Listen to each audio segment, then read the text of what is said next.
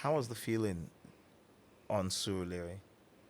Surulere is a very interesting record because at the time I'd had a lot of misses.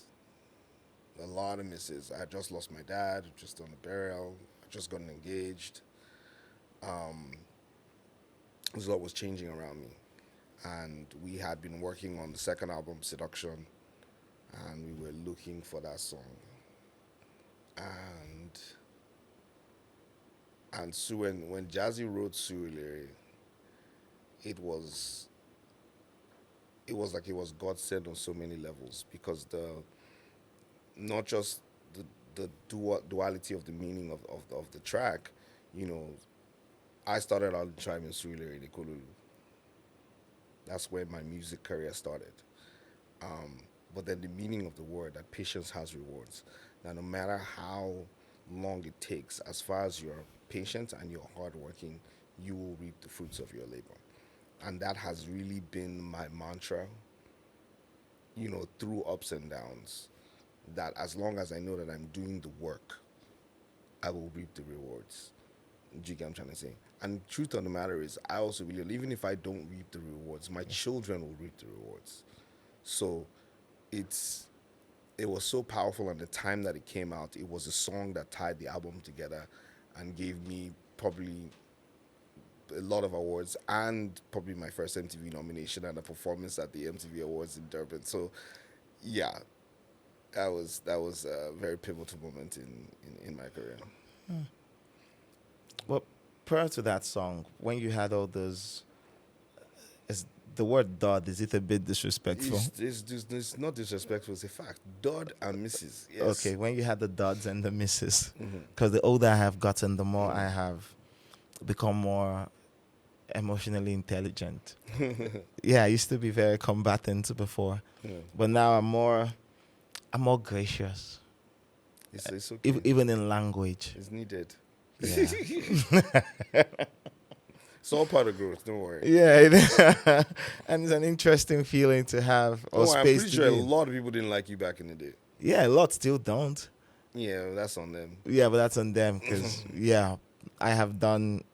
I'm one of those people that have done a 360 on the industry. Quite a, I think probably like 720 or a few rotations. Yeah, I've had many lives, Joey, many lives. Hmm.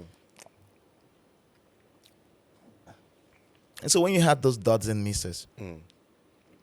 as an artist, what generally occupies your head, especially when it comes very close to a high, Yeah. and then you want to replicate that high, and the flame, it's not catching. Yeah. What goes on in your head?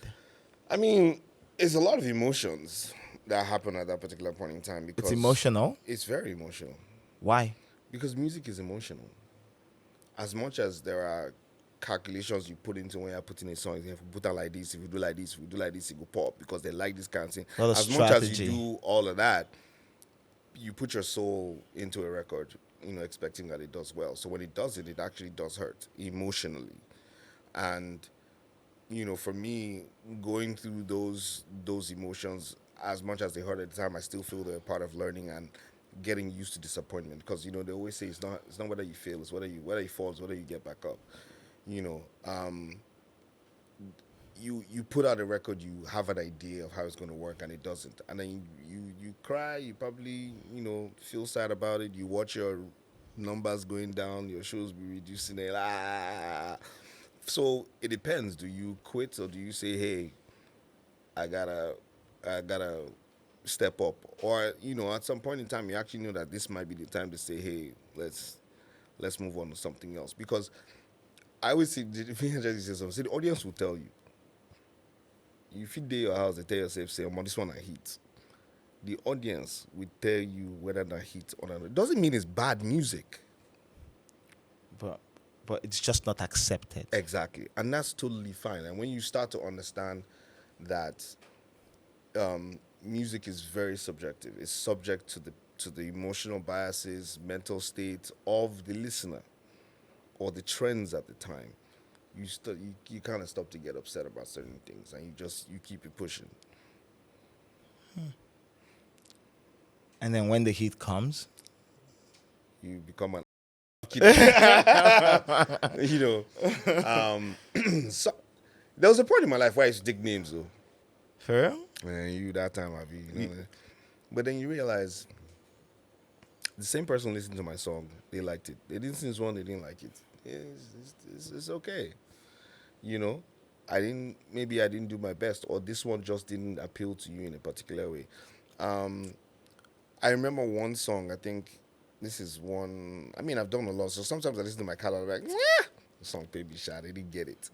Like, I remember when I did the song CPR, it was very, I think Jazzy and I were experimenting with EDM and pop at the time, with, Afrobeats and singing, and we did a song called CPR, it was on the Maven All Stars album, Yeah.